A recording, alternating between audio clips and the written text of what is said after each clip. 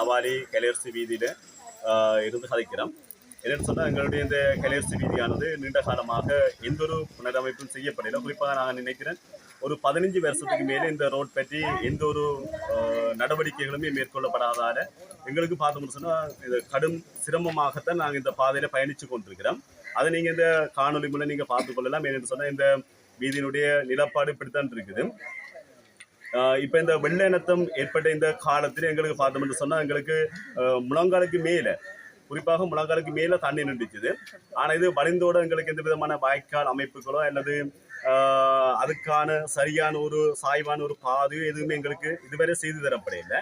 இதால் நாங்கள் எங்களுடைய வயது முதிர்ந்தவர்கள் முதல் பாடசாலை மாணவர்கள் வரை எல்லோருமே பல சிரமங்களை தான் எதிர்கொண்டு கொண்டிருந்தோம். இந்த மழை காலத்தில் நாங்கள் பார்க்குறோம், இன்றைக்கு இந்த வீதி இவ்வளவுக்கு இருந்தும் எங்களுக்கு எந்த ஒரு கட்சியினர் சார்ந்து, குறிப்பாக பார்த்தோம்னு சொன்னால் தமிழரசு கட்சி கூட, இதுக்கு பிரதிநிதித்துவப்படுத்துகின்ற எங்களுடைய ஏரியாவை பிரதிநிதித்துவப்படுத்துகின்ற தமிழரசு கட்சி கூட எங்களுக்கு இந்த ரோட் போடுவதற்கு நாங்கள் கதைத்து கூட எங்களுக்கு பார்த்தோம்னு சொன்னால் எங்களுக்கு அதற்கான எந்த விதமான ஆக்கப்பூர்வமான நடவடிக்கைகளுமே மேற்கொள்ளப்படவில்லை. உண்மையிலேயே மத்திய அரசினால் விடுவிக்கப்பட்டு மாகாண சபைகளுக்கு ஒதுக்கப்பட்ட நிதியில் இந்த ரோட் எங்களுக்கு போட்டு தரப்பட்டிருக்க வேணும். ஆனால் பல வீதிகள் உண்மையிலேயே அவர்களுடைய பல வீதிகள் போடப்படுது. ஆனால் எங்களுடைய வீதி இதுவரைக்கும் எந்த விதமான போடுவதற்கான நடவடிக்கைகளுமே மேற்கொள்ளப்படவில்லை. அதுக்கு இங்கே சில நபர்களோடு கதைத்த போது அவர்கள் என்னன்னு சொன்னால் இதுக்கான பணம் இப்போ இல்லை, கையிருப்பில் இல்லை என்று சொல்லுகிறார்கள் ஒழிய ஆனால் இந்த வீதி எங்களுக்கு போடுவதற்கான ஆக்கப்பூர்வமான நடவடிக்கை மேற்கொள்ளப்படையில்லை. தயவு செய்து இந்த வீதி எங்களுக்கு புனரமைப்பு செய்து தருமாறு நாங்கள் தாழ்மையாக கேட்டுக்கொள்ளுகின்றோம். இது பற்றி வேறுவிதமான தகவல்களை எங்களுடைய கிராமத்தினுடைய மாத சங்கத்துடைய தலைவர் அவர்கள் உங்களுக்கு வழங்குவார். மேற்குறிப்பிட்ட தம்பி கூறியது போல 13-14 வருஷங்களுக்கு மேலாக இந்த ரோட்டங்களுக்கு மிகவும் சேதமடைந்துள்ளது. நாங்கள் எத்தனையோ முறை பொம்பளைகளாக கூட சேர்ந்து கடிதம் மூலமோ வாய் மூலமோ நாங்கள் அறிவித்தல் கொடுத்திருக்கிறோம்.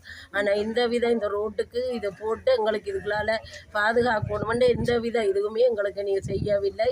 ஒரு வெள்ளம் வரும்போது ஒரு அத்தியாவசிய சாமான் கடைக்கு வாங்க போகிறோன்றாலும் எங்களுக்கு மிகவுமே கஷ்டமாக உள்ளது. ஆகையால் இனியாவது நீங்கள் கவனத்தில் கொண்டு மக்களுக்காக குழந்தைகளுக்காக இந்த ரோட்டை நிவர்த்தி செய்து எங்களுக்கு தரும்படி உங்களை நாங்கள் தாழ்மையுடன் கேட்டுக்கொள்கிறோம்.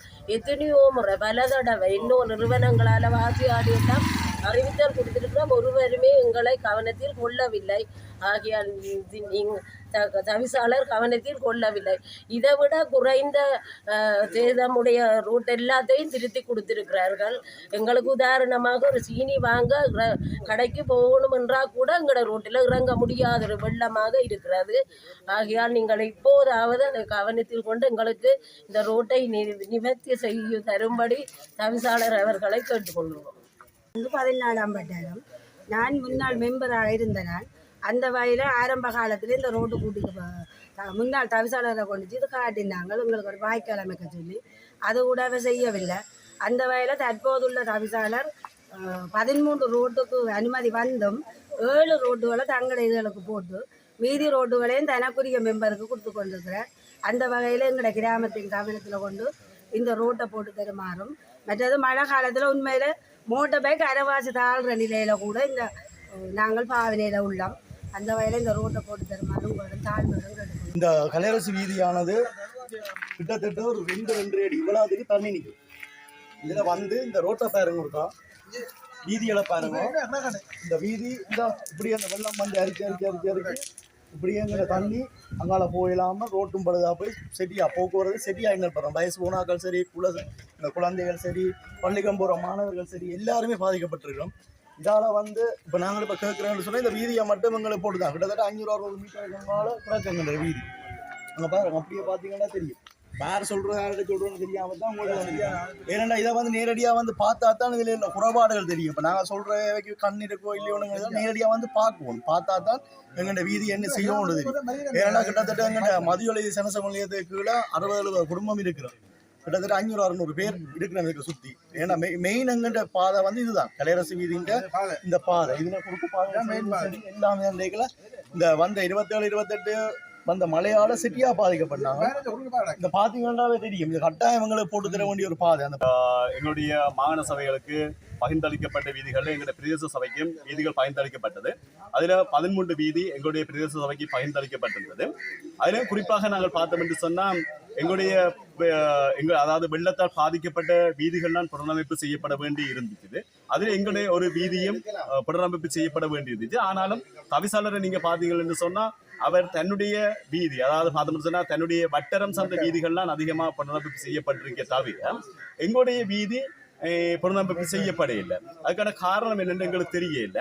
அவர் தன்னுடைய வீதிகளையே புனரமைப்பு செய்து கொண்டிருந்தால் உண்மையிலே நாங்கள் எவ்வளவு பிரச்சனைகளுக்கு முகம் கொடுக்க வேண்டும் என்பதை அவர் உணர்வுபூர்வமாக உணர்ந்து கொள்ள வேண்டும் என்று இந்த வேளையில நாங்கள் கேட்டுக்கொள்கிறோம். தங்களுடைய கட்சிக்காரர்களை விடுத்து உண்மையிலேயே கட்சிக்கு அப்பால் இந்த வேலை திட்டத்தை முன்னெடுக்குமாறும் நாங்கள் பணிவாக அவரை கேட்டுக்கொள்கிறோம்.